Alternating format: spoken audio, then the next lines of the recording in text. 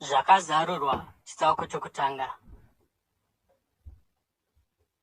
Zvakazarurwa zvaJesu Kristu, zvaakapiwa naMwari kuti aratidze varanda vake zvinofanira kuitika nokukurumidza. Akazvizivisa nokutumira kwaakaita mutumwa wake kumuranda wake Johani, iye anopupura zvose zvaakaona, iro shoko raMwari uye nouchapupu hwaJesu Kristu. Akaropafadzwa uyo anoverenga mashoko ouprofita uhu, uye vakaropafadzwa avo vanohunzwa uye vagochengeta pamwoyo yavo zvakanyorwa imomo, nokuti nguva yava pedyo. Johani, kukereke nomwe dziri mudunhu reEzhia: nyasha norugare ngazvive nemi zvinobva kuna iye aripo, uye akanga aripo, naiye achazouya, nokumweya minomwe iri pamberi pechigaro chake choushe, nokuna Jesu Kristu, iye chapupu chakatendeka, dangwe kubva kuvakafa, nomutongi wamadzimambo enyika. Kuna iye anotida, akatisunungura kubva kuzvivi zvedu neropa rake, uye akatiita ushe nouprista, kuti tishumire Mwari naBaba vake. Ngaave nokubwinya nesimba nokusingaperi-peri. Amen. Tarirai, ari kuuya namakore, uye meso ose achamuona, kunyange naivo vakamubaya, uye marudzi ose enyika achachema nokuda kwake. Saka zvichaita saizvozvo. Amen. Ndini Arifa naOmega, ndizvo zvinotaura Ishe Mwari, iye aripo, akanga aripo, uye achazouya, Wamasimba Ose. Ini Johani, hama yenyu nomufambidzani wenyu mumatambudziko, muumambo, nomukutsungirira, nomwoyo murefu wedu muna Jesu. Ndakanga ndiri pachitsuwa chePatimosi nokuda kweshoko raMwari uye nouchapupu hwaJesu. Pazuva raShe ndakanga ndiri mumweya, uye ndikanzwa mushure mangu inzwi guru rinenge rehwamanda richiti, nyora mubhuku rakapetwa zvaunoona ugozvitumira kukereke nomwe dzokuEfeso, Simina, Pegamo, Tiatira, Sadhisi, Philadelphia neRaodhikea. Ndakatendeuka ndikatarisa kuti ndione inzwi rakanga richitaura kwandiri, uye ndakatendeuka ndikaona zvigadziko zvemwenje. Uye pakati pezvigadziko zvemwenje pakanga pano mumwe akanga akaita somwanakomana womunhu. Akafuka nguo yaisvika kutsoka dzake, uye ane bhanire regoridhe pachipfuva chake. Musoro wake nebvudzi rake zvakanga zvakachena samakushe, zvakachena sechando, uye meso ake akanga akaita somurazvo womoto. Tsoka dzake dzakanga dzakaita sendarira inopenya muvira romoto, uye inzwi rake rakanga rakaita somumvumo wemvura zhinji. Akanga akabata nyeredzi nomwe muruoko rwake rworudyi, uye mumuromo make makabuda munondo unopinza, unocheka mativi ose. Chiso chake chakanga chakaita sezuva rinopenya, nokupenya kwaro kwose. Pandakamuona, ndakawira patsoka dzake kunge ndafa. Ipapo akaisa ruoko rwake rworudyi pamusoro pangu akati, usatya, ndini wokutanga newokupedzisira. Ndini iye mupenyu. Ndakanga ndafa, uye tarira, ndiri mupenyu nokusingaperi, uye ndakabata kii dzorufu neHadhesi. Naizvozvo nyora zvawaona, zviripo zvino nezvichazoitika shure kwaizvozvi. Chakavanzika chenyeredzi nomwe dzawaona muruoko rwangu rworudyi nechezvigadziko zvinomwe zvemwenje ndechichi: nyeredzi nomwe ndivo vatumwa vekereke nomwe, uye zvigadziko zvinomwe zvemwenje ndidzo kereke nomwe.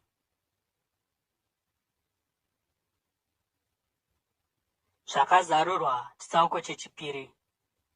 Kumutumwa wekereke iri muEfeso nyora kuti, aya ndiwo mashoko aiye akabata nyeredzi nomwe muruoko rwake rworudyi, anofamba pakati pezvigadziko zvinomwe zvemwenje.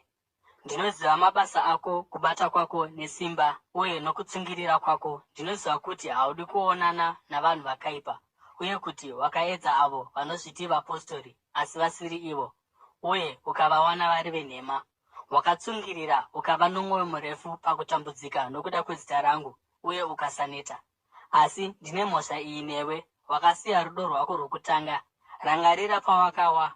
Tendeuka uite zvinhu zvawakanga uchiita pakutanga. Kana usingatendeuki, ndichauya kwauri ndigobvisa chigadziko chako chomwenje panzvimbo yacho. Asi chinhu ichi unacho: unovenga mabasa avaNikoraiti, andinovenga neniwo. Ane nzeve dzokunzwa ngaanzwe zvinoreva mweya kukereke. Kuno uyo anokunda, ndichamutendera kuti adye zvinobva pamuti woupenyu uri muparadhiso yaMwari. Kumutumwa wekereke muSiminia nyora kuti, aya ndiwo mashoko aiye wokutanga nowokupedzisira, akafa uye akararamazve. Ndinoziva kutambudzika kwako nourombo hwako, asi uri mupfumi. Ndinoziva kutuka kwaavo vanozviti vaJudha uye vasiri ivo, asi vari vesinagoge raSatani. Usatya izvo zvava kuda kuzokutambudza. Ndinoti kwauri, dhiabhori achaisa vamwe venyu mutorongo kuti akuedzei, uye muchatambudzwa kwamazuva 10. Ivai vakatendeka kunyange kusvika pakufa, uye ini ndichakupai korona youpenyu. Ane nzeve dzokunzwa ngaanzwe zvinoreva Mweya kukereke. Anokunda haazokuvadzwi norufu rwechipiri.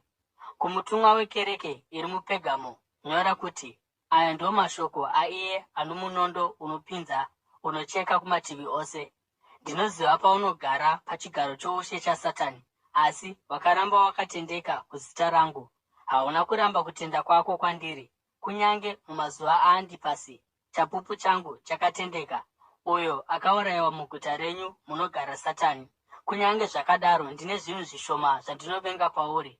Una vanhu ipapo vanobatisisa dzidziso yaBharamu, uyo akadzidzisa Bharaki kuti anyengere vaIsraeri, kuti vatadze vachidya zvokudya zvakabayirwa kuzvifananidzo uye nokuita upombwe. Saizvozvowo, una vamwe vanobatirira kudzidziso yavaNikoraiti.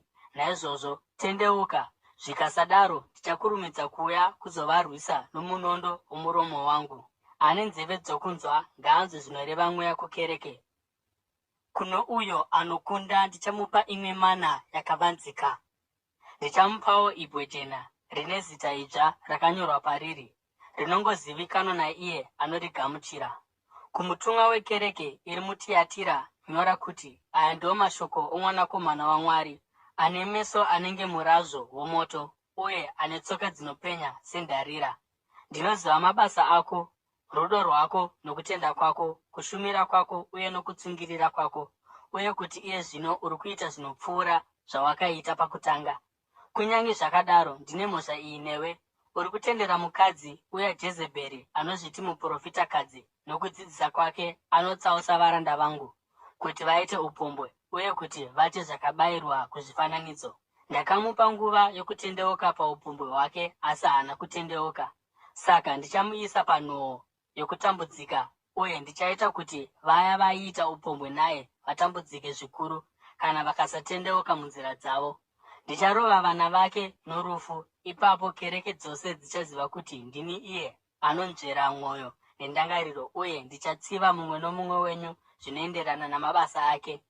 Zvino ndinoti kwamuri mose imi muri paTiatira, kunemi vasingabatiriri padzidziso yake, uye vasina kudzidza zvinonzi zvakavanzika zvaSatani, handichazoisi mimwe mitoro pamusoro penyu. Batisisai chete icho chamunacho kusvikira ndauya. Kuno uya anokunda uye achiita kuda kwangu kusvikira pakuguma, ndichamupa simba pamusoro pendudzi. Achavatonga netsvimbo yesimbi, achavaputsa-putsa sezvaenga zvehari. Sokugamuchira kwandakaita simba kubva kuna baba vangu, ndichamupawo nyeredzi yamangwanani. Ane nzeve dzokunzwa ngaanzwe zvinoreva Mweya kukereke. Zvakazarurwa chitsauko chechitatu.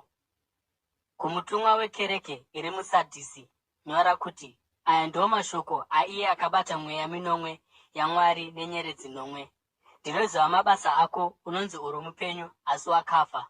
Muka, simbisa zvakasara zvoda kufa, nokuti handina kuwana mabasa ako akakwana pamberi paMwari wangu. Naizvozvo rangarira zvawakagamuchira nezvawakanzwa, uzviteerere uye utendeuke. Asi kana usingapepuki, ndichauya sembavha, uye haungazivi nguva yandichauya nayo kwauri. Asi una vanhu vashoma muSadhisi vasina kusvibisa nguo dzavo. Vachafamba neni vakapfeka nguo chena, nokuti ndivo vakafanira. Anokunda achaita saivo, achashongedzwa nguo chena. Handingazodzimi zita rake kubva mubhuku roupenyu, asi ndichapupura zita rake pamberi pababa vangu navatumwa vavo. Ane nzeve dzokunzwa ngaanzwe zvinoreva Mweya kukereke. Kumutumwa wekereke iri muFiradhelifia nyora kuti, aya ndiwo mashoko aiye mutsvene wechokwadi, iye akabata kii yaDhavhidhi. Chaanozarura hakuna munhu anopfiga, chaanopfiga hakuna munhu anochizarura. Ndinoziva mabasa ako. Tarira, ndaisa pamberi pako mukova wakazaruka usingagoni kupfigwa nomunhu. Ndinoziva kuti une simba shoma, asi wakachengeta shoko rangu uye hauna kuramba zita rangu. Ndichaita kuti avo vari vesinagoge raSatani vanozviti vaJudha, kunyange vasiri ivo, asi varevi venhema, ndichaita kuti vauye uye vawire pasi petsoka dzako uye vagoziva kuti ndakakuda. Sezvo wakachengeta murayiro wangu kuti utsunge nomwoyo murefu, ndichakuchengetawo panguva yokuedzwa iri kusvika pamusoro penyika yose kuzoedza avo vanogara panyika. Ndiri kukurumidza kuuya. Batisisa icho chaunacho kuti kurege kuva nomunhu anokutorera korona yako. Uyo anokunda ndichamuita mbiru mutemberi yaMwari wangu, haazombobudimo. Ndichanyora paari zita raMwari wangu nezita reguta raMwari wangu, Jerusarema idzva, riri kuburuka richibva kudenga kuna Mwari, uye ndichanyorawo paari zita rangu idzva. Ane nzeve dzokunzwa ngaanzwe zvinoreva Mweya kukereke. Kumutumwa wekereke iri muRaodhikiya nyora kuti, aya ndiwo mashoko aiye Ameni, chapupu chakatendeka uye chechokwadi, mutongi wezvisikwa zvaMwari. Ndinoziva mabasa ako, hautonhori kana kupisa. Ndaida kuti uve chimwe chaizvozvi, saka nokuda kwokuti unodziya zvishoma, haupisi kana kutonhora, ndava kuda kukusvipa kubva mumuromo mangu. Unoti, ndakapfuma, ndakawana pfuma uye handina chandinoshayiwa. Asi hauzivi kuti une nhamo. Unonzwisa urombo, uri murombo, uri bofu uye hauna kusimira. Ndinokupa zano kuti utenge kwandiri goridhe rakanatswa nomoto, kuti upfume uye uve nenguo chena dzokupfeka, kuitira kuti ufukidze nyadzi dzokusasimira kwako, nechizoro chokuisa mumeso ako, kuitira kuti ugone kuona. Avo vandinoda ndinovatsiura uye ndinovaranga. Saka shingaira utendeuke. Ndiri pano, ndimire pamusuo, ndichigogodza. Kana munhu akanzwa inzwi rangu akazarura musuo, ndichapinda ndigodya naye uye iye neni. Kuno uyo anokunda ndichamutendera kuti agare neni pachigaro changu choushe, sezvandakakunda uye ndikagara naBaba vangu pachigaro chavo choushe. Ane nzeve dzokunzwa ngaanzwe zvinoreva Mweya kukereke.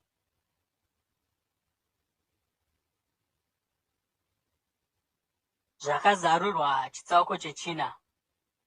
Shure kwaizvozvi ndakatarisa, uye ipapo pamberi pangu pakanga pano mukova wakanga wakazaruka kudenga, uye inzwi randakanzwa richitaura kwandiri rakanga rakaita sehwamanda rakati, kwira kuno ndigokuratidza zvinofanira kuitika shure kwaizvozvi. Pakarepo ndakava mumweya, uye ipapo pamberi pangu pakava nechigaro choushe kudenga, nomumwe akanga agere pamusoro pacho. Uye akanga agerepo akanga akaita sedombo rejasipa nekarineri. Muraravungu wakanga wakafanana nedombo reemaradhi. Wakanga wakakomberedza chigaro choushe. Zvimwe zvigaro zvoushe 24 zvakanga zvakakomberedza chigaro choushe. Uye vakanga vagere pamusoro pazvo vakanga vari vakuru 24. Vakanga vakapfeka nguo chena uye vane korona dzegoridhe mumisoro yavo. Pachigaro choushe pakabuda kupenya kwemheni, kudengenyeka uye namaungira okutinhira. Pamberi pechigaro choushe pakanga pane mwenje minomwe yaipfuta. Iyo ndiyo mweya minomwe yaMwari. Pamberi pechigaro choushe paivawo nezvaitarisika segungwa regirazi rakachena sedombo rekristaro. Pakati paipoteredza chigaro choushe pakanga pane zvisikwa 4, uye zvakanga zvakafukidzwa nameso mberi neshure. Chisikwa chipenyu chokutanga chakanga chakaita seshumba, chechipiri chakanga chakaita senzombe, chechitatu chakanga chine chiso sechomunhu, chechina chakanga chakaita segondo rinobhururuka. Chimwe nechimwe chezvisikwa zvipenyu 4 chakanga china mapapiro 6, uye chakanga chakafukidzwa nameso kumativi ose. Kunyange pasi pamapapiro acho, masikati nousiku hazvina kumborega kuti, mutsvene, mutsvene, mutsvene ndiye Ishe Mwari Wamasimba Ose, akanga aripo uye achazouya. Pose paipa zvisikwa zvipenyu 2 kukudzwa nokuvonga kuna iye anogara pachigaro choushe, iye anogara nokusingaperi-peri. Vakuru 24 vaiwira pasi pamberi pake, iye anogara pachigaro choushe, uye vaimunamata iye anogara nokusingaperi-peri. Vaikanda korona dzavo pamberi pechigaro choushe vachiti, makafanira, Ishe naMwari wedu, kugamuchira mbiri nokukudzwa uye nesimba, nokuti makasika zvinhu zvose nokuda kwenyu, zvakasikwa uye zviripo nokuda kwenyu.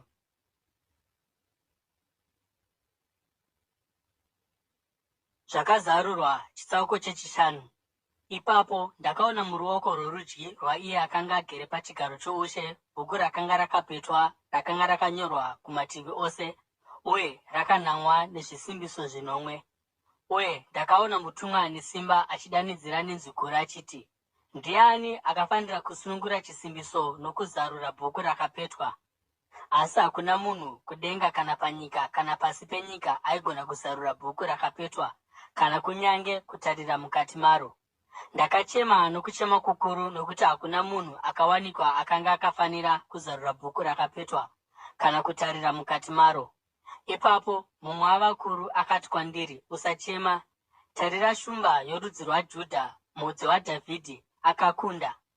Iye anogona kuzarura bhuku rakapetwa nezvisimbiso zvaro zvinomwe. Ipapo ndakaona pakati pechigaro choushe nezvisikwa zvipenyu zvina napakati pavakuru, gwayana rakanga rimire uye rakaita serabayiwa, rine nyanga nomwe nameso manomwe, inova ndiyo mweya minomwe yaMwari yakatumwa munyika yose. Rakauya rikatora bhuku rakapetwa muruoko rworudyi rwaiye akanga agere pachigaro choushe, uye rakati raritora, zvisikwa zvipenyu zvina navakuru 40 vakawira pasi pamberi pegwayana.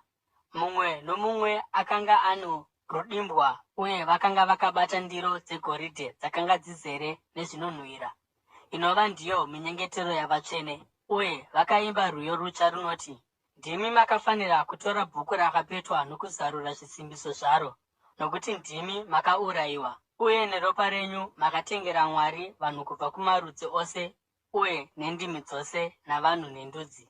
Makavaita ushe navaprista kuti vashumire Mwari wedu, uye vachatonga panyika. Ipapo ndakatarira uye ndikanzwa inzwi ravatumwa vazhinji, zviuru nezviuru negumi rezviuru zvamazana, vakakomberedza chigaro choushe nezvisikwa zvipenyu uye navakuru. Vakaimba nenzwi guru vachiti, gwayana ndiro rakafanira, iro rakanga raurayiwa kuti rigamuchire simba nepfuma, nouchenjeri nesimba nokukudzwa, nokubwinya uye nokurumbidzwa. Ipapo ndakanzwa zvisikwa zvose kudenga napanyika napasi penyika uye napamusoro pegungwa, nezvose zviri mazviri, zvichiimba zvichiti, kuna iye anogara pachigaro choushe uye nokugwayana, ngakuve nokurumbidzwa, nokukudzwa, nokubwinya uye nesimba nokusingaperi-peri. Zvisikwa zvipenyu zvina zvakati ameni, uye vakuru vakawira pasi vakanamata.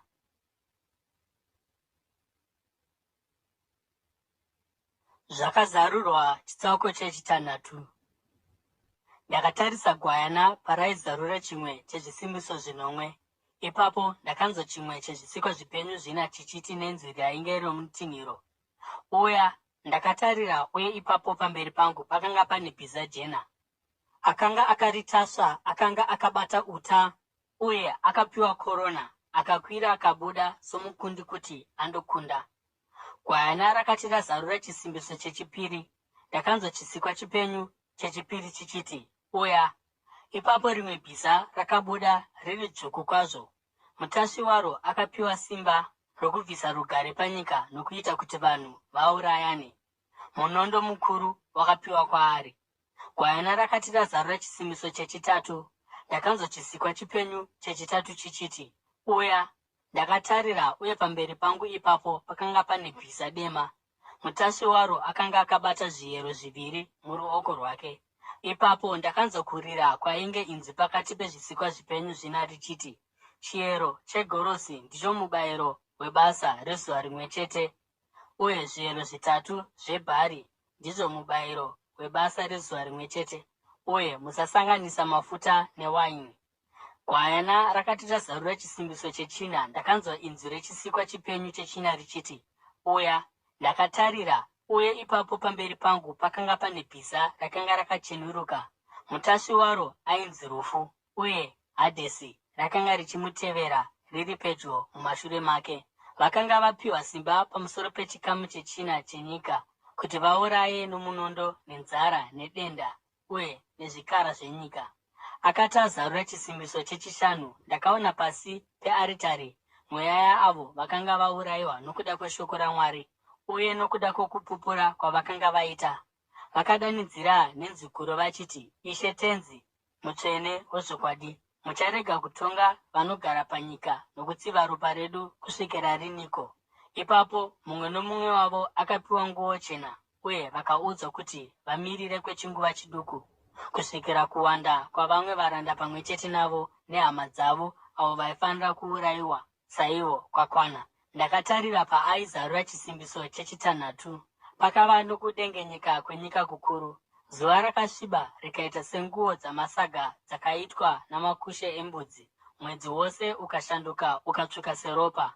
Uye nyeredzi dzomudenga dzakawira panyika, samaonde eshure azuka kubva mumuonde paunenge wazungunuswa nemhepo ine simba. Denga rakabva sebhuku rinopetwa, uye makomo ose nezvitsuwa zvakabviswa panzvimbo dzavo. Ipapo madzimambo enyika, machinda, vatungamiri, vapfumi, vane simba navaranda, vose uye navanhu vakasununguka, vakavanda mumapako napakati pamabwe amakomo. Vakadanidzira kumakomo nokumabwe vachiti, wirai pamusoro pedu uye mutivige kubva kuchiso chaiye anogara pachigaro choushe nepahasha dzegwayana, nokuti zuva guru rehasha dzavo rasvika, uye ndianiko anogona kumira? Zvakazarurwa, chitsauko chenomwe. Shure kwaizvozvo, ndakaona vatumwa vana vamire pamakona mana enyika. Vakabata mhepo ina dzenyika kuti vadzivise mhepo ipi zvayo kuvhuvhuta panyika kana pamusoro pegungwa kana pamuti upi zvawo. Ipapo ndakaona mumwe mutumwa achibva kumabvazuva, ane chisimbiso chaMwari mupenyu. Akadanidzira nenzwi guru kuvatumwa vana vakanga vapiwa simba rokuti vatadzire nyika negungwa akati, musatadzira nyika kana gungwa kana miti kusvikira taisa chisimbiso pahuma dzavaranda vaMwari.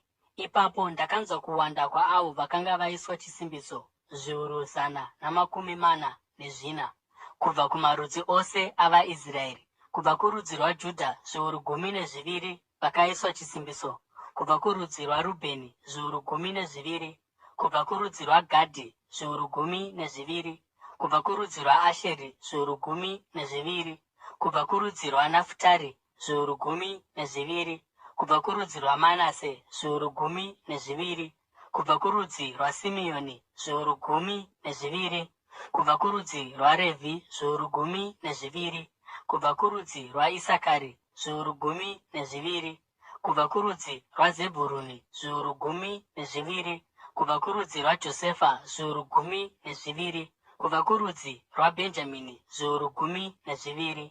Shure kwaizvozvi ndakatarira uye ndikaona ipapo pamberi pangu vazhinji vakanga vasingagoni kuverengwa, vaibva kundudzi dzose nokumarudzi ose navanhu vemitauro yose, vamire pamberi pechigaro choushe napamberi pegwayana. Vakanga vakapfeka nguo chena uye vakabata matavi emichindwe mumaoko avo, uye vakadanidzira nenzwi guru vachiti, ruponeso ndorwaMwari wedu, iye anogara pachigaro choushe, uye ndorwegwayana. Vatumwa vose vakanga vamire vakakomberedza chigaro choushe, uye vakakomberedza vakuru nezvisikwa zvipenyu 4. Vakawira pasi nezviso zvavo pamberi pechigaro choushe vakanamata Mwari, vachiti, Ameni, kurumbidzwa nokubwinya nouchenjeri, nokuvonga nokukudzwa, noushe nesimba ngazvive kuna Mwari wedu nokusingaperi. Amen. Ipapo mumwe wavakuru akandibvunza akati, ava vakapfeka nguo chena ndivanaaniko, uye vakabvepi? Ndakapindura ndikati, Ishe, imi munoziva. Uye iye akati, avo ndivo vaya vakabuda mukutambudzika kukuru, vakasuka nguo dzavo vakadzichenesa muropa regwayana.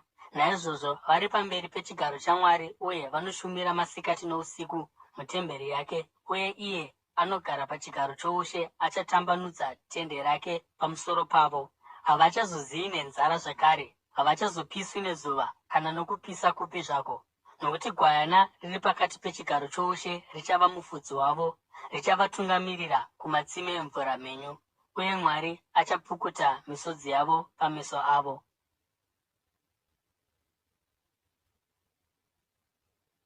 Zvakazarurwa, chitsauko chesere. Akati azarura chisimbiso chechinomwe, kwakava nokunyarara kudenga kwenguva inenge hafu yeawa, uye ndakaona vatumwa vanomwe vanomira pamberi paMwari, uye vakapiwa hwamanda nomwe. Mumwe mutumwa akanga ane mudziyo wezvinonhuhwira wegoridhe. Akauya akamira paaritari, akapiwa zvinonhuhwira zvizhinji zvokuzopa, pamwe chete neminyengetero yavatsvene vose.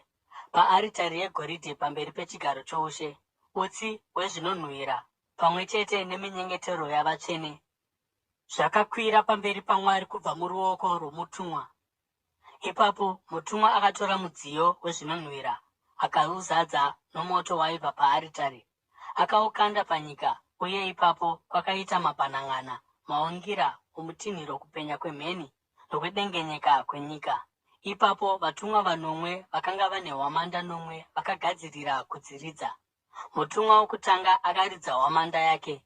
Ipapo kukauya chimvura mabwe nomoto zvakavhenganiswa neropa, uye zvikakandwa pamusoro penyika.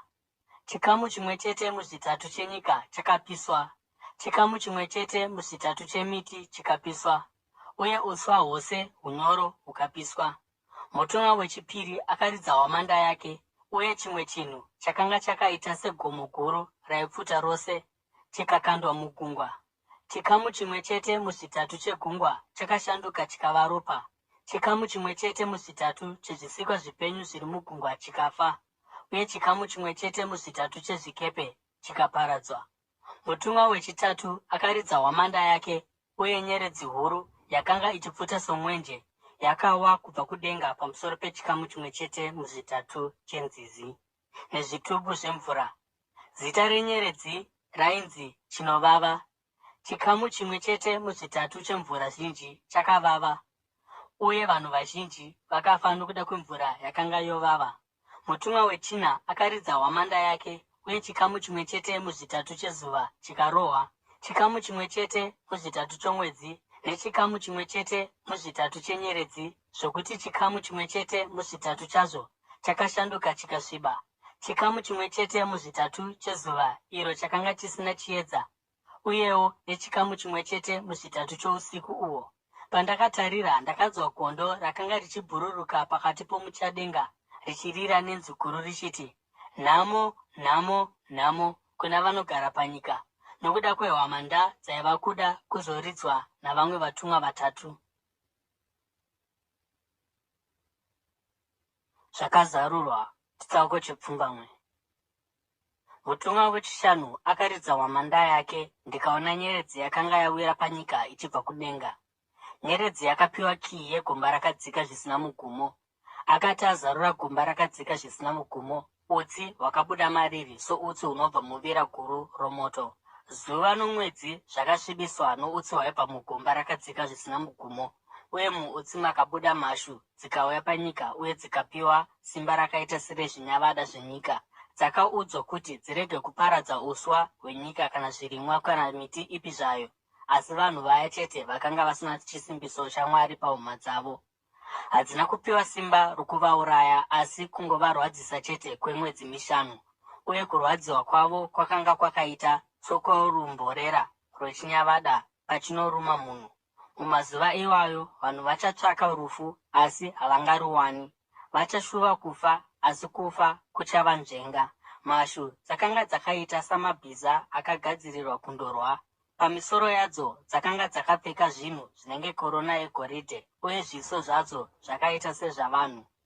Bvudzi radzo rakanga rakaita sebvudzi romukadzi, uye meno adzo akanga akaita semeno eshumba. Dzakanga dzine zvidzitiro zvechipfuva zvakaita sezvidzitiro zvesimbi, uye mubvumo wamapapiro wakanga wakaita sokutinhira kwengoro namabhiza mazhinji ari kumhanyira kundorwa. Dzakanga dzine miswe norumborera sorwezvinyavada, uye mumiswe yadzo dzakanga dzine simba rokurwadzisa vanhu kwemwedzi mishanu. Dzakanga dzino mutumwa wegomba rakadzika zvisina mugumo samambo wadzo. Zita rake muchiHebheru ndiAbhadhoni, uye muchiGiriki ndiAporioni. Nhamo yokutanga yapfuura dzimwe nhamo mbiri dziri kutevera. Mutumwa wechitanhatu akaridza hwamanda yake, ndikanzwa inzwi richibuda munyanga dzearitari yegoridhe iri pamberi paMwari. Rakati kumutumwa wechitanhatu akanga ane hwamanda, sunungura vatumwa vana vakasungwa parwizi rukuru Yufuratesi. Uye vatumwa vana vakanga vakagadzirirwa zveawa yacho iyoyo.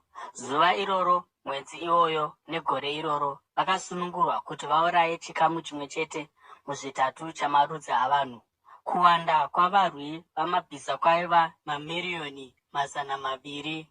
Ndakanzwa kuwanda kwavo. Mabhiza navatasvi vandakaona muchiratidzo changu vakanga vakadai, zvidzitiro zvavo zvichipfuva zvakanga zviri zvitsvuku nezvitema uye zviri yero sesafuri. Misoro yamabhiza yakanga yakafanana nemisoro yeshumba, uye mumuromo mazvo maibuda moto noutsi nesafuri. Chikamu chimwe chete muzvitatu chamarudzi avanhu chakaurayiwa namatambudziko 3 omoto, utsi nesafuri zvakabuda mumiromo yavo. Simba ramabhiza rakanga riri mumiromo yavo nomumiswe yavo, nokuti miswe yavo yakanga yakaita senyoka, ine misoro yaairuma nayo. Vakasara vavanhu vasina kuurayiwa namatambudziko aya havana kutendeuka pabasa ramaoko avo, havana kurega kunamata madhimoni nokunamata zvifananidzo zvegoridhe, sirivha nendarira, matombo namatanda, zvifananidzo zvisingagoni kuona, kunzwa kana kufamba. Uye havana kutendeuka muumhondi hwavo, pauroyi hwavo napaupombo hwavo kana kuba kwavo. Zvakazarurwa. Chitsauko 10. Ipapo ndakaona mumwe mutumwa ane simba achiburuka kubva kudenga. Akanga akafukidzwa mugore nomuraravungu pamusoro pake. Chiso chake chakanga chakaita sezuva, uye makumbo ake akanga akaita sembiru dzomoto. Akanga akabata bhuku duku rakapetwa rakanga rakazaruka muruoko rwake. Akaisa rutsoka rwake rworudyi pagungwa uye rworuboshwe rwakatsika panyika, uye akadanidzira nenzwi guru sokuomba kweshumba. Akati adanidzira, inzwi rokutinhira kunomwe rakataura, uye kutinhira kunomwe kwakati kwataura. Ndakanga ndava kuda kunyora, asi ndakanzwa inzwi richibva kudenga richiti, "Namira zvarehwa nokutinhira kunomwe, uye usazvinyora pasi." Ipapo mutumwa wandakanga ndaona amire pagungwa napanyika akasimudzira ruoko rwake rworudyi kudenga, uye akapika naiye anogara nokusingaperi-peri, iye akasika matenga nezvose zviri maari, nyika nezvose zviri mairi, uye negungwa nezvose zviri mariri. Akati, "Hapachazombovizve nokunonoka, asi pamazuva ayo mutumwa wechinomwe paanenge oda kuridza hwamanda yake, chakavanzika chaMwari chichapedziswa, sezvaakazivisa varanda vake ivo vaprofita." Ipapo inzwi randakanga ndanzwa richibva kudenga rakataurazve kwandiri richiti, "Enda utore bhuku rakapetwa rakazarurwa muruoko rwomutumwa amire pagungwa napanyika." Saka ndakaenda kumutumwa ndikamukumbira kuti andipe bhuku duku rakapetwa. Akati kwandiri, "Tora uridye, richavavisa dumbu rako, asi mumuromo mako richatapira souchi." Ndakatora bhuku duku rakapetwa kubva muruoko rwomutumwa ndakaridya. Rakatapira sokutapira kunoita uchi mumukanwa mangu, asi ndakati ndaridya mudumbu mangu makavava. Ipapo ndakaudzwa kuti, "Unofanira kuprofitazve pamusoro pavanhu vazhinji, ndudzi, ndimi namadzimambo."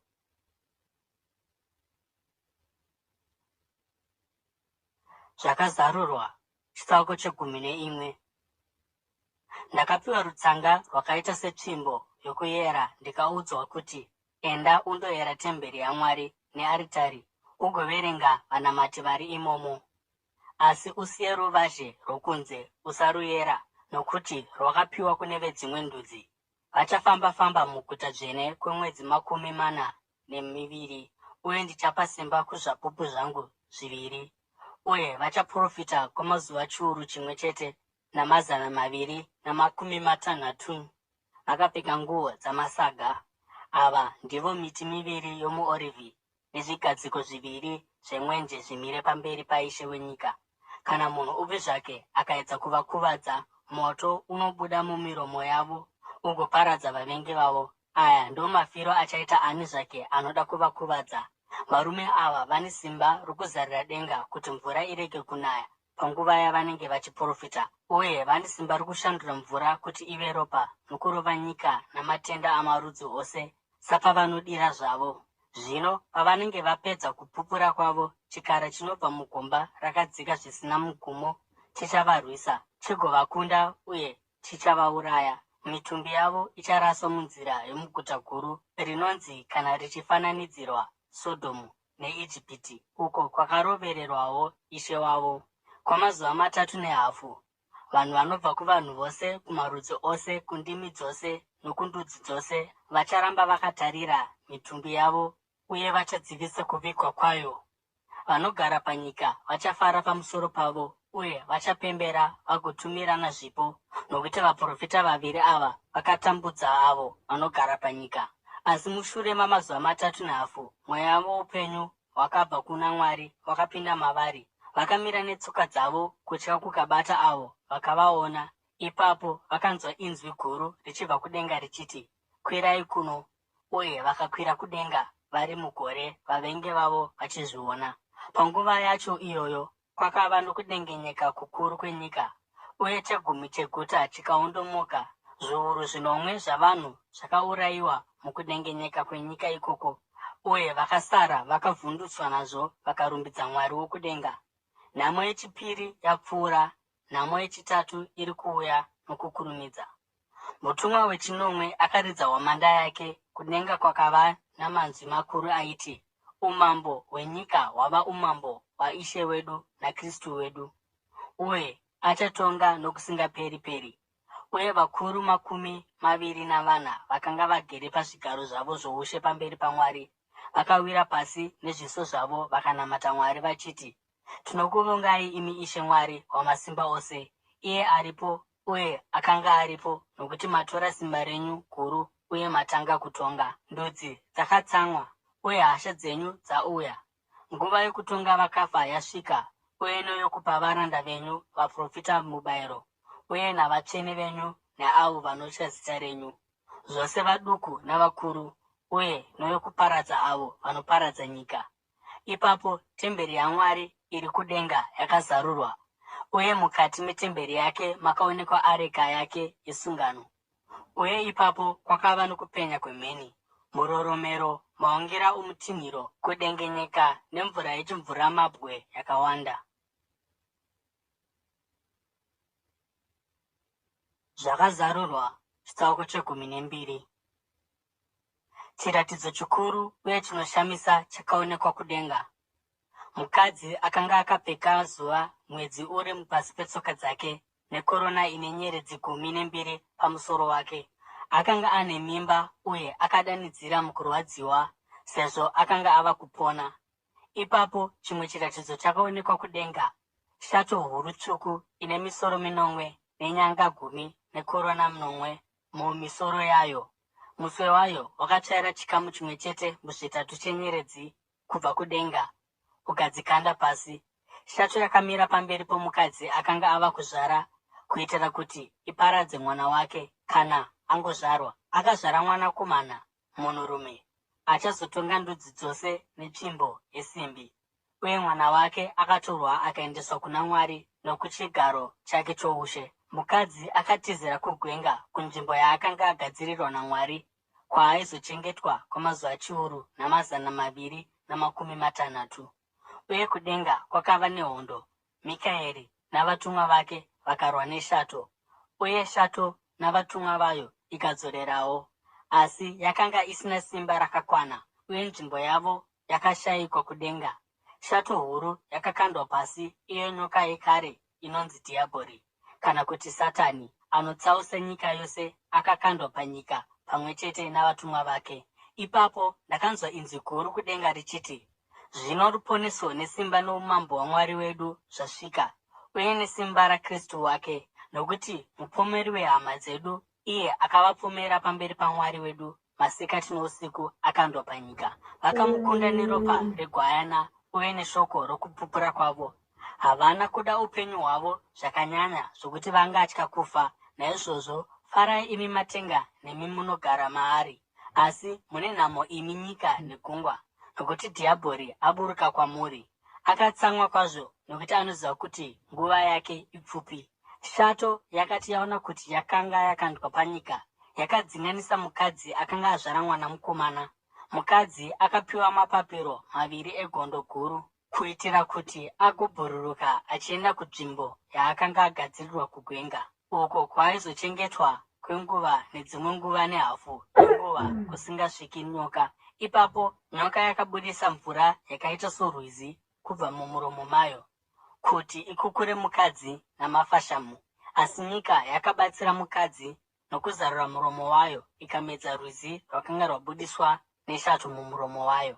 Ipapo shato yakatsamwira mukadzi ikaenda kundorwa navana vake vakanga vasara, vaya vanoteerera mirayiro yaMwari uye vanobatirira pauchapupu hwaJesu.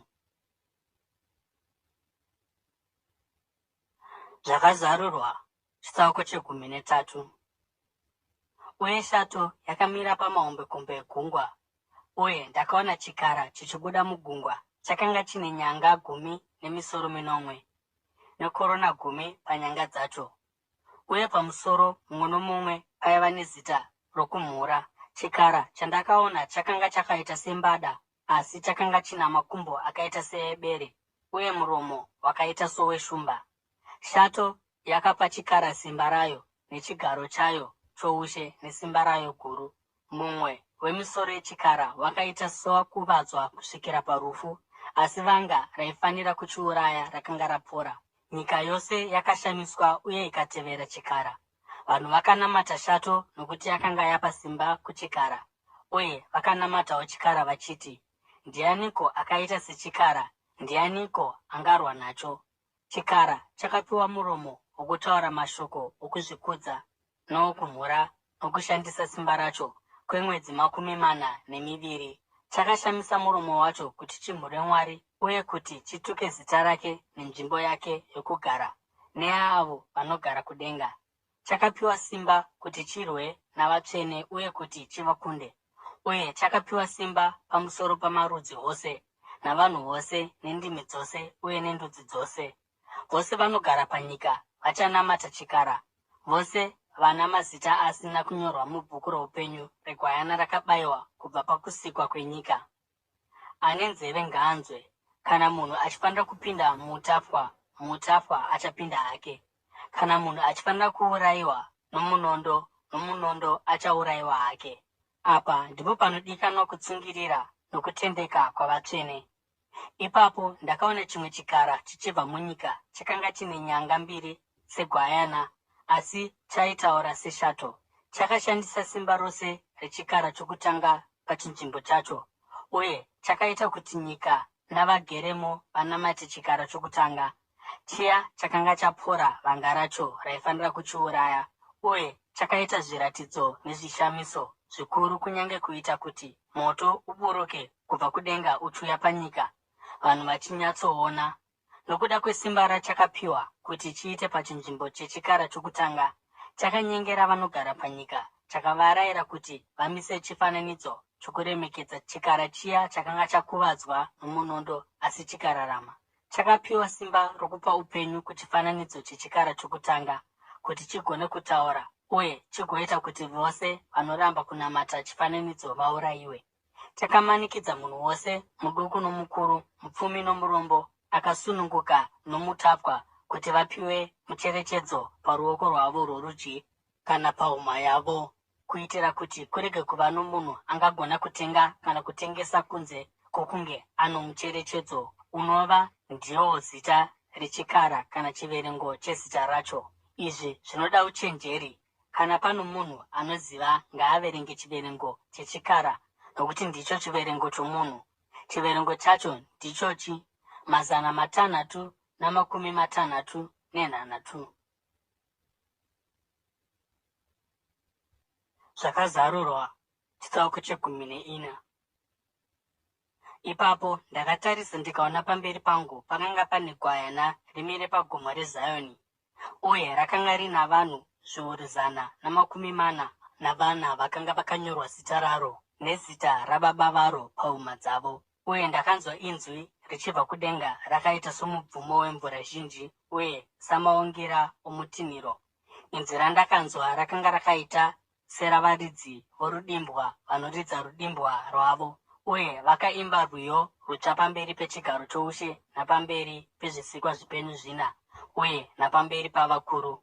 Hakuna munhu aigona kudzidza rwiyo urwo kunze kwaava 140 navana vakanga vadzikinurwa kubva panyika. Ava ndivo vaya vasina kusvibiswa navakadzi, nokuti vakazvichenesa, vanotevera gwayana kwose kwarinoenda. Vakatengwa pakati pavanhu vakapiwa kuti vave sezvipiriso zvezvibereko zvokutanga kuna Mwari nokugwayana. Nhema hadzina kuwanikwa mumiromo yavo, havana chavanopomerwa. Ipapo ndakaona mumwe mutumwa achibhururuka pakati pechadenga, uye akanga ane vhangeri risingaperi kuti aparidzire avo vanogara panyika, kundudzi dzose namarudzi ose nendimi dzose, uye navanhu vose. Akati nenzwi guru, "Ityai Mwari uye mumupe mbiri, nokuti nguva yokutonga kwake yasvika. Namatai iye akaita matenga, nyika, gungwa namatsime emvura." Mutumwa wechipiri akatevera akati, "Rawa, rawa, Bhabhironi, guta guru, rakaita kuti ndudzi dzose dzimwe waini inopengesa youpombwe hwaro." Mutumwa wechitatu akatevera uye akati nenzwi guru, "Kana munhu achinamata chikara nechifananidzo chacho, uye akapiwa mucherechedzo wacho pahuma kana pamaoko, naiyewo achanwa waini yokutsamwa kwaMwari, yakadirwa sezvairi mumukombe wehasha dzaMwari. Achatambudzwa nesafuri inopfuta pamberi pavatumwa vatsvene napamberi pegwayana, uye utsi hwokutambudzika kwavo hunokwira nokusingaperi-peri. Hapana zororo masikati kana usiku kuna avo vanonamata chikara nechifananidzo chacho, kana kuna ani zvake anogamuchira mucherechedzo wezita racho. Izvi zvinoda kutsungirira kwavatsvene vanoteerera mirayiro yaMwari uye vanoramba vakatendeka kuna Jesu." Ipapo ndakanzwa inzwi richibva kudenga richiti, "Nyora uti, vakaropafadzwa vakafa vanofira muna She kubva zvino. Hongu, ndizvo zvinoreva Mweya. Vachazorora pakubata kwavo kukuru, nokuti mabasa avo achavatevera." Ndakatarira, ipapo pamberi pangu pakanga pane gore jena, uye akanga agere pagore akanga ari mumwe, akaita somwanakomana womunhu, ane korona yegoridhe pamusoro wake, uye ane jeko rinopinza muruoko rwake. Ipapo mumwe mutumwa akabuda mutemberi akadanidzira nenzwi guru kuna iye akanga agere pagore akati, "Tora jeko rako ugokohwa, nokuti nguva yokukohwa yasvika, nokuti gohwo renyika raibva." Saka iye akanga agere pagore akavheyesa jeko rake panyika, nyika ikakohwewa. Mumwe mutumwa akabuda mutemberi iri mudenga, naiyewo akanga ane jeko rinopinza. Mumwezve mutumwa akanga ane simba pamusoro pomoto akabuda achibva paaritari akadanidzira nenzwi guru kuna iye akanga ane jeko rinopinza akati, "Tora jeko rako rinopinza ugounganidza masumbu amazambiringa anobva pamuzambiringa wenyika, nokuti mazambiringa awo aibva." Mutumwa akavheyesa jeko rake panyika akaunganidza mazambiringa awo akaakanda muchisviniro chikuru chewaini chehasha dzaMwari. Akatsikwa muchisviniro kunze kweguta, uye ropa rikaerera richibuda muchisviniro rikakwira kusvikira pamatomu amabhiza kwechinhambwe chinoita makiromita 300. Zvakazarurwa chitsauko 15. Ndakaona kudenga chimwe chiratidzo chikuru chinoshamisa ichi: vatumwa vanomwe namatambudziko manomwe okupedzisira, nokuti nawo hasha dzaMwari dzakapera. Uye ndakaona chairatidzika segungwa regirazi rakavhenganiswa nomoto, uye parutivi rwegungwa pakanga pamire avo vakanga vakunda chikara nomufananidzo wacho nechiverengo chezita racho. Vakabata madimbwa avakanga vapiwa naMwari, uye vakaimba rwiyo rwaMozisi muranda waMwari norwiyo rwegwayana vachiti, "Mabasa enyu makuru uye anoshamisa, Ishe Mwari Wamasimba Ose. Nzira dzenyu dzakarurama uye ndedzechokwadi, imi Mambo wamakore. Ndianiko angarega kukutyai, imi Ishe, nokupa mbiri kuzita renyu? Nokuti ndimi moga mutsvene, ndudzi dzose dzichauya dzigonamata pamberi penyu, nokuti mabasa enyu akarurama akaratidzwa." Shure kwaizvozvi ndakatarira kudenga, uye temberi, iyo tabhenakeri yechipupuriro, yakanga yazaruka. Mutemberi makabuda vatumwa vanomwe vana matambudziko manomwe. Vakanga vakapfeka nguo dzomucheka wakachena unopenya, uye vakamonera mabhanire egoridhe pazvipfuva zvavo. Ipapo chimwe chezvisikwa zvipenyu zvina chakapa kuvatumwa vanomwe ndiro nomwe dzizere nehasha dzaMwari, iye anogara nokusingaperi-peri, uye temberi yakazadzwa noutsi hunobva pakubwinya kwaMwari napasimba rake, uye hakuna munhu aigona kupinda mutemberi kusvikira matambudziko manomwe avatumwa vanomwe apera. Zvakazarurwa. Chitsauko 16. Ipapo ndakanzwa inzwi guru richibva mutemberi richiti kuvatumwa vanomwe, endai mundodurura ndiro nomwe dzehasha dzaMwari panyika. Mutumwa wokutanga akaenda akandodurura ndiro yake panyika. Maronda akaipa anorwadza akabuda muvanhu vakanga vano mucherechedzo wechikara uye vachinamata mufananidzo wacho. Mutumwa wechipiri akadera ndiro yake pagungwa, rikashanduka rikava ropa somunhu akafa, uye zvipenyu zvose zvomugungwa zvikafa. Mutumwa wechitatu akadurura ndiro yake panzizi nomumatsime emvura, zvikava ropa. Ipapo ndakanzwa mutumwa aichengeta mvura achiti, imi makarurama mukutonga uku, imi muripo uye makanga muripo, mutsvene oga, nokuti makatonga saizvozvo. Nokuti vakateura ropa ravatsvene venyu navaprofita, uye mavapa ropa kuti vanwe sezvavakafanirwa nazvo. Uye ndakanzwa aritari ichipindura ichiti, hongu Ishe Mwari Wamasimba Ose, kutonga kwenyu kwakarurama uye ndokwechokwadi. Mutumwa wechina akadurura ndiro yake pazuva, zuva rikapiwa simba rokupisa vanhu nomoto. Vakapiswa nokupisa kukuru, vakatuka zita raMwari, iye akanga ane simba pamusoro pamatambudziko aya, asi vakaramba kutendeuka kuti vamukudze. Mutumwa wechishanu akadurura ndiro yake pamusoro pechigaro choushe chechikara. Umambo hwacho hukakandwa murima, vanhu vakatsenga rurimi mukurwadziwa. Vakatuka Mwari wokudenga nokuda kwokurwadziwa kwavo namaronda avo, asi vakaramba kutendeuka pane zvavakanga vaita. Mutumwa wechitanhatu akadurura ndiro yake parwizi rukuru Yufuratesi. Mvura yarwo ikapwa kuti nzira yamadzimambo okumabvazuva ivepo. Ipapo ndakaona mweya yakaipa mitatu yakanga yakaita samatafi, yakabuda mumuromo meshato, mumuromo mechikara nomumuromo momuprofita wenhema. Iyi ndiyo mweya yamadhimoni inoita zvishamiso nezviratidzo, uye inobuda ichienda kumadzimambo enyika yose, kundovaunganidza kuti vandorwa pazuva guru raMwari Wamasimba Ose. Tarirai, ndinouya sembavha. Akaropafadzwa uyo anogara akasvinura uye anochengeta nguo dzake, kuti arege kufamba akashama achinyadziswa nokusapfeka nguo. Ipapo vakaunganidza madzimambo pamwe chete panzvimbo inonzi nechiHebheru Arimagedhoni. Mutumwa wechinomwe akadurura ndiro yake mudenga. Mutemberi mukabuda inzwi guru richibva pachigaro choushe richiti, zvaitwa. Ipapo kwakava nokupenya kwemheni, maungira omutinhiro, mabhanan'ana, maungira omutinhiro nokudengenyeka kwenyika kukuru.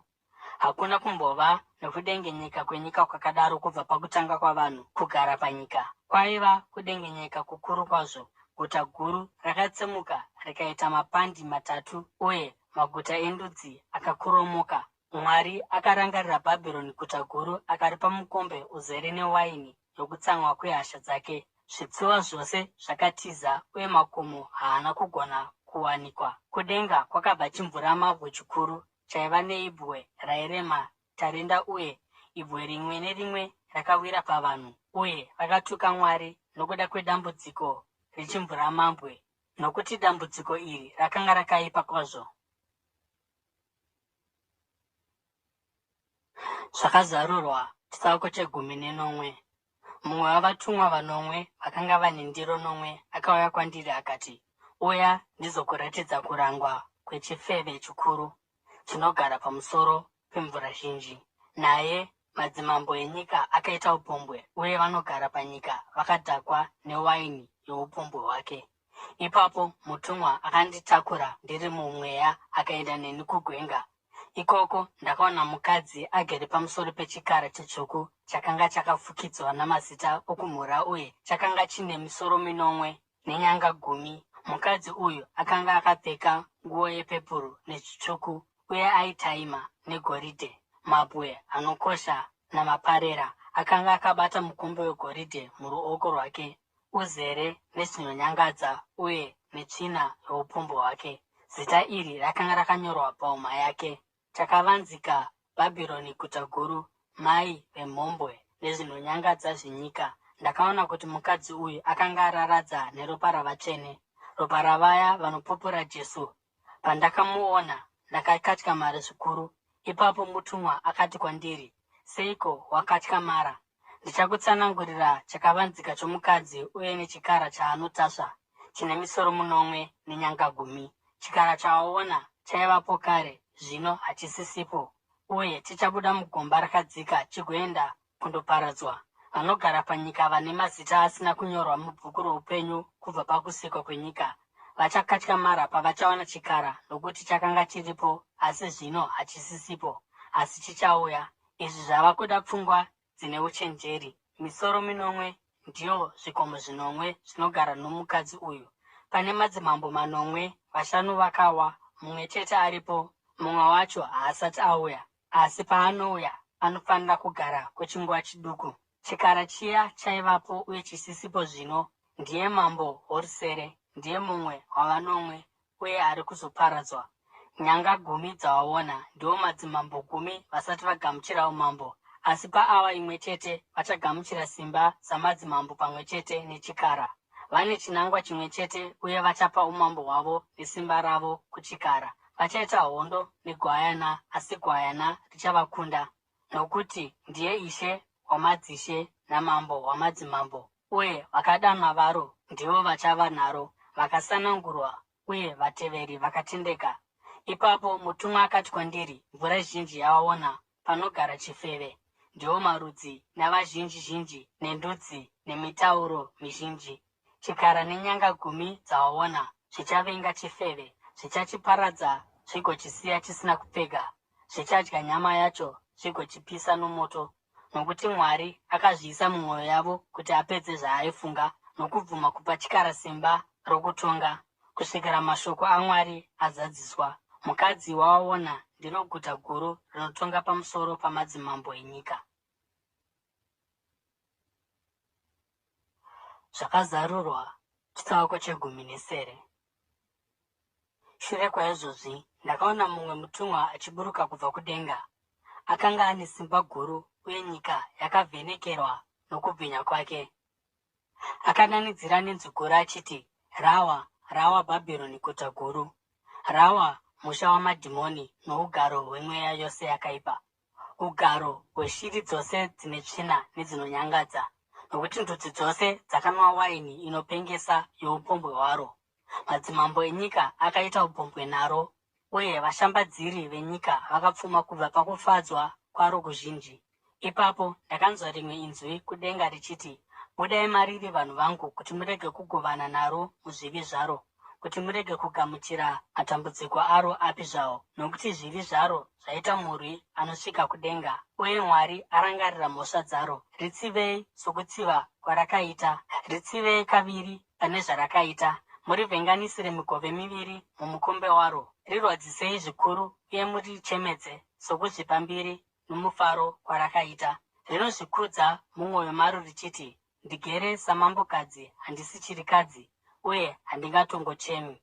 Naizvozvo nezuva rimwe chete matambudziko ake achamukunda anoti, rufu, kuchema nenzara. Achaparadzwa nomoto, nokuti Ishe Mwari anomutonga mukuru. Madzimambo enyika akaita upombwe naro uye akagovana naro pamufaro waro. Achati achiona utsi hwokutsva kwaro, achachema uye achaungudza pamusoro paro. Vachitya kurwadziwa kwaro, vachamira kure vagochema vachiti, nhamo, nhamo, iwe guta guru, iwe Bhabhironi, guta resimba, kuparara kwako kwasvika muawa imwe chete. Vashambadziri venyika vachachema uye vachaungudza pamusoro paro, nokuti hakuna munhu achatenga nhumbi dzavozve, nhumbi dzegoridhe, sirivha, mabwe anokosha namaparera, micheka yakanaka yepepuru, sirika nemicheka mitsvuku, mhando dzose dzemiti inonhuhwira nezvinhu zvemhando dzose dzakagadzirwa nenyanga dzenzou, namatanda ano mutengo unokosha, ndarira, simbi namabwe akaurungana, nhumbi dzesinamoni dzinonhuhwira, mura nezvizoro zvinonhuhwira, waini namafuta omuorivhi, upfu hwakatsetseka negorosi, mombe namakwai, mabhiza nengoro nemiviri nemweya yavanhu. Vachati, muchero wawaipanga wabviswa kwauri, upfumi hwako hwose nezvinobwinya zvako zvose zvapera, hazvichazowanikwizve. Vashambadziri vakatengesa zvinhu izvi uye vakawana pfuma yavo kwariri vachamira kure, vachityiswa nokurwadziwa kwaro. Vachachema uye vachaungudza, uye vachadanidzira vachiti, nhamo, nhamo, iwe guta guru, wakapfeka mucheka wakanaka nowepepuru nomutsvuku, uye unotaima negoridhe, namatombo anokosha namaparera. Muawa imwe chete upfumi hwakakura kudai hwaparara.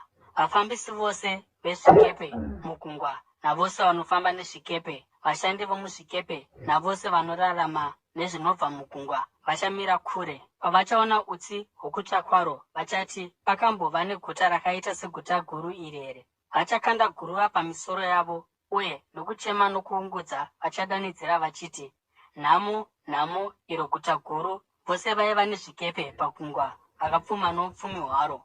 Muawa imwe chete raparara. Farai pamusoro paro, imi denga. Farai vatsvene navapostori navaprofita. Mwari aritonga nokuda kwamabatiro arakakuitai. Ipapo mutumwa ane simba akasimudza dombo rakaenzana neguyo guru akarikanda mugungwa akati, nechisimba chakadai guta guru reBhabhironi richakandwa pasi, risingazombowanikizve.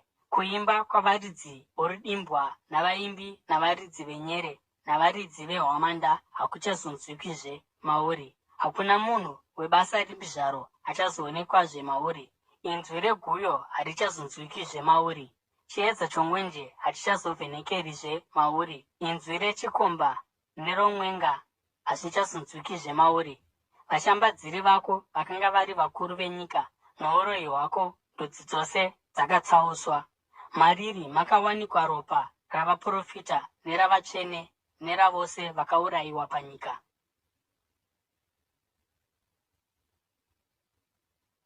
Zvakazarurwa chitsauko 10:1. Shure kwaizvozvi ndakanzwa inzwi kudenga rakaita somutinhiro wavazhinji richiti, Hareruya, ruponeso nokubwinya nesimba ndezvaMwari wedu, nokuti kutonga kwake ndokwechokwadi uye kunoruramisira. Akatonga chifeve chikuru chakaodza nyika noupombwe hwacho. Akatsiva paari ropa ravaranda vake, uyezve vakati, Hareruya, utsi hunobuda maari hunokwira nokusingaperi-peri. Vakuru 24 nezvisikwa zvipenyu 4 vakawira pasi vakanamata Mwari akanga agere pachigaro choushe, uye vakadanidzira vachiti, Ameni, Hareruya. Ipapo inzwi rakabva pachigaro choushe richiti, Rumbidzai Mwari wedu, imi varanda vake mose, imi munomutya, mose vaduku navakuru. Ipapo ndakanzwa zvakanga zvichiita savazhinji, somumvumo wemvura zhinji uye senzwi guru rokutinhira kwemabhanan'ana richiti, Hareruya, nokuti Ishe Mwari wedu Wamasimba Ose anotonga. Ngatifarei uye tifarisise uye timurumbidze, nokuti mutambo wokuwana weGwayana wasvika, uye mwenga waro azvigadzirira. Akapiwa mucheka wakachena, wakanaka uye unopenya kuti aupfeke. Mucheka wakanaka ndiwo mabasa akarurama avatsvene. Ipapo mutumwa akati kwandiri, nyora uti, vakaropafadzwa avo vakakokwa kuchirariro chokuwana cheGwayana. Uye ukatizve, aya mashoko echokwadi aMwari. Pakarepo ndakawira patsoka dzake kuti ndimunamate, asi iye akati kwandiri, rega kudaro, ndiri muranda pamwe chete newe, uye nehama dzako dzinobatirira pakupupura Jesu. Namata Mwari, nokuti uchapupu Jesu ndiwo mweya wouprofita. Ndakaona denga razaruka, uye ipapo pamberi pangu pakanga pane bhiza jena. Mutasvi waro anonzi Akatendeka uye Chokwadi, nokururamisira anotonga uye anorwa hondo. Meso ake akaita somurazvo womoto, uye pamusoro wake pane korona zhinji. Ane zita rakanyorwa paari risingazivikanwi nomunhu asina iye oga. Akapfeka nguo dzakanyikwa muropa, uye zita rake ndiro shoko raMwari. Hondo dzokudenga dzakanga dzichimutevera. Akatasva bhiza jena uye akapfeka mucheka wakanaka, wakachena uye usina tsvina. Mumuromo make munobuda munondo unopinza, waanouraya nawo ndudzi. Achavatonga netsvimbo yesimbi. Anotsika chisviniro chewaini yokutsamwa kwehasha dzaMwari Wamasimba Ose. Panguo yake napachidya chake ane zita iri rakanyorwa: Mambo wamadzimambo naIshe wamadzishe. Uye ndakaona mutumwa amire muzuva akadanidzira nenzwi guru kushiri dzose dzinobhururuka muchadenga achiti, uyai, unganai pamwe chete pachirariro chaMwari, kuti muzodya nyama yamadzimambo, yavakuru vehondo, yavarume vane simba, yamabhiza neyavatasvi vawo, nenyama yavanhu vose vakasununguka, nenhapwa, vaduku navakuru. Ipapo ndakaona chikara namadzimambo enyika uye nehondo dzavo dzakaungana pamwe chete kuti dzindorwa nomutasvi akanga ari pabhiza uye nehondo yake. Asi chikara chakabatwa pamwe chete nomuprofita wenhema akanga aita zviratidzo pachinzvimbo chacho. Nezviratidzo izvi akanga atsausa avo vakanga vagamuchira mucherechedzo wechikara uye vanamata mufananidzo wacho. Vaviri ava vakakandwa mudziva romoto unopfuta nesafuri vari vapenyu. Vakasara vavo vakaurayiwa nomunondo wakabuda mumuromo wouyo akanga akatasva bhiza, uye shiri dzose dzakagutswa nenyama yavo. Zvakazarurwa. Chitsauko 20. Uye ndakaona mutumwa achiburuka kubva kudenga, ane kiyi dzokugomba rakadzika zvisina mugumo, uye akanga akabata ngetani huru muruoko rwake. Akabata shato, iyo nyoka yakare, anova ndiye dhiabhori kana kuti Satani, uye akamusunga kwamakore chiuru. Akamukanda mugomba rakadzika zvisina mugumo, akarikiya, akaisa chisimbiso pamusoro pake, kuti amudzivise kuzonyengerazve ndudzi kusvikira makore chiuru apera. Shure kwaizvozvo, anofanira kusunungurwa kwechinguva chiduku. Ndakaona zvigaro zvoushe zvakanga zvakagarwa navaya vakanga vapiwa simba rokutonga, uye ndakaona mweya yavaya vakanga vagurwa misoro nokuda kwokupupura kwavo nezvaJesu uye nokuda kweshoko raMwari, vakanga vasina kunamata chikara kana mufananidzo wacho, uye vakanga vasina kugamuchira mucherechedzo pahuma dzavo kana pamaoko avo. Vakararama vakatonga pamwe chete naJesu kwamakore chiuru. Vamwe vakafa havana kurarama kusvikira makore chiuru apera. Uku ndiko kumuka kwokutanga. Vakaropafadzwa uye vatsvene avo vano mugove pakumuka kwokutanga.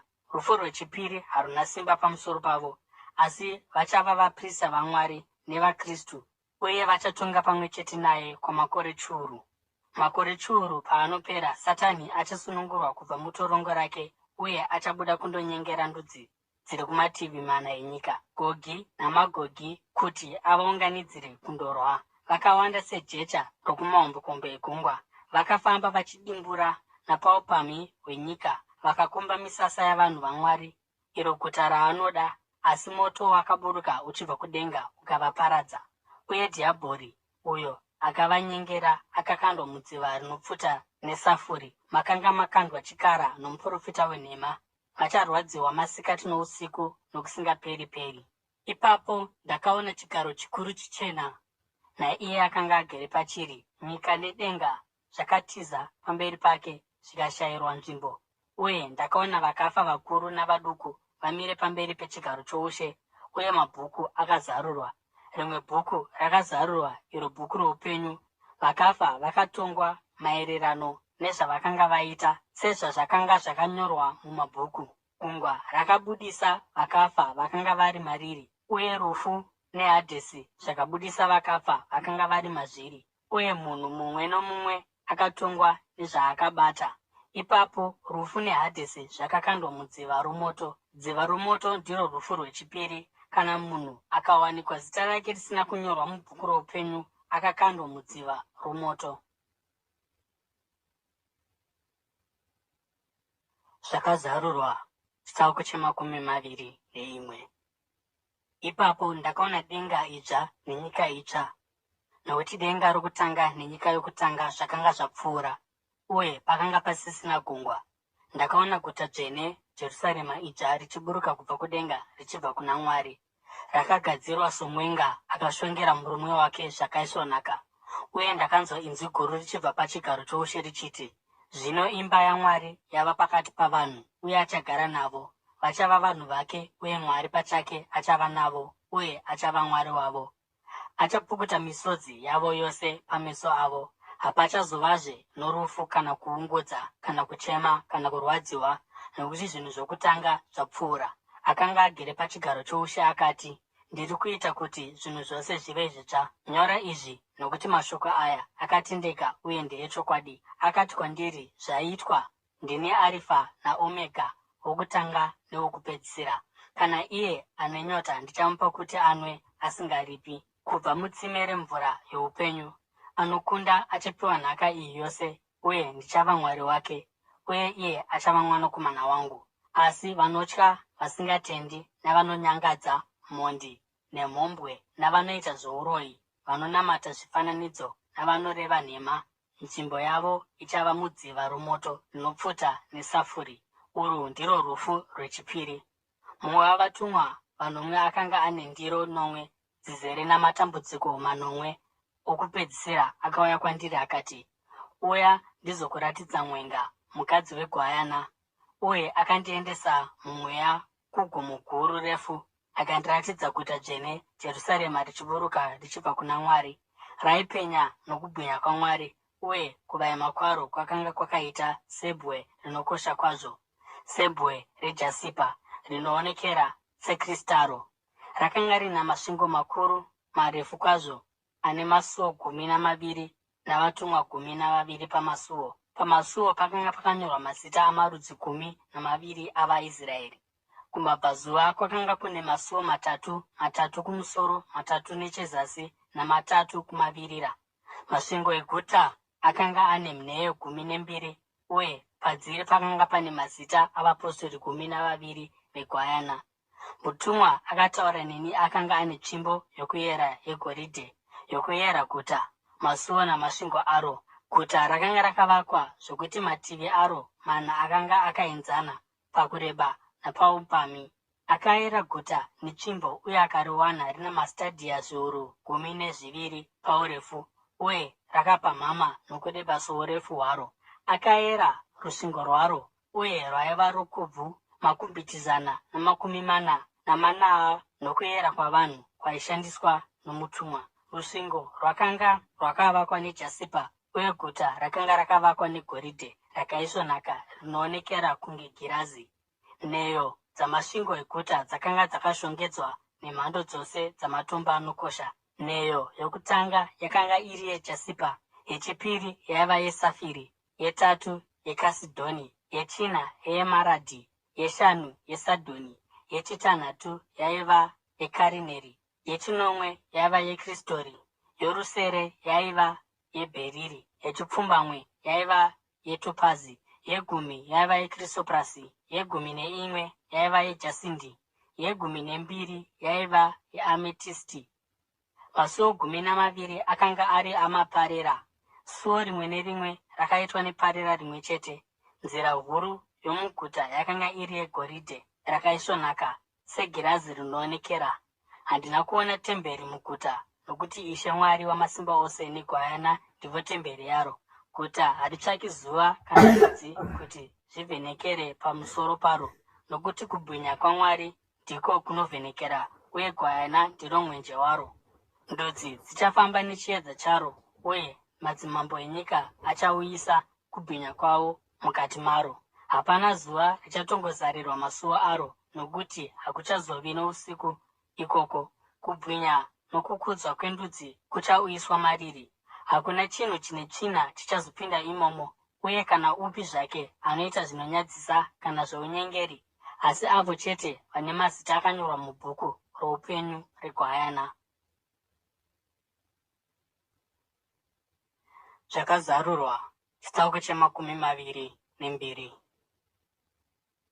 Ipapo mutumwa akandiratidza rwizi rwemvura youpenyu inoonekera sekristaro, ruchiyerera kubva pachigaro chaMwari necheGwayana, pakati penzira huru yeguta. Parutivi rumwe norumwe rwerwizi pakanga pano muti woupenyu waibereka mhando 12 dzomuchero, ichibereka michero yayo pamwedzi woga woga. Mashizha omuti uyu ndeokuporesa ndudzi. Hakuchazovizve nokutukwa. Chigaro choushe chaMwari necheGwayana zvichava muguta, uye varanda vake vachamushumira. Vachaona chiso chake, uye zita rake richava pahuma dzavo. Usiku hauchazovapozve, havachazotsvaki chiedza chomwenje kana chiedza chezuva, nokuti Ishe Mwari achavapa chiedza, uye vachatonga nokusingaperi-peri. Mutumwa akati kwandiri, mashoko aya akatendeka uye ndiye chokwadi. Ishe Mwari wemweya yavaprofita akatuma mutumwa wake kuzoratidza varanda vake zvinhu zvinofanira kukurumidza kuitika. Tarirai, ndinokurumidza kuuya. Akaropafadzwa uyo anochengeta mashoko ouprofita huri mubhuku iri.